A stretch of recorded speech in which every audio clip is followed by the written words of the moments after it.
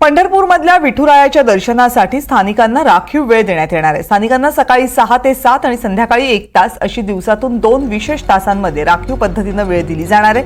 8 फेब्रुवारीला होणाऱ्या माघी यात्रेची तयारी सुद्धा मंदिर समितीने पूर्ण केली आहे आणि या काळामध्ये व्हीआयपी दर्शन बंद करून भाविकांना सुलभ दर्शन दिले जाणार आहे। यावेळेसची 8 फेब्रुवारीला माघ एकादशी आलेली आहे।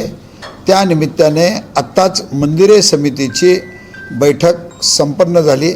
या बैठकीमध्ये वारकऱ्यांना केंद्रबिंदू समजून त्यांना सुलभ दर्शनाची व्यवस्था कशी करण्यात येईल आणि पत्राशेड क्रमांक 6 पर्यंत उभा करण्यात आलेले आहेत।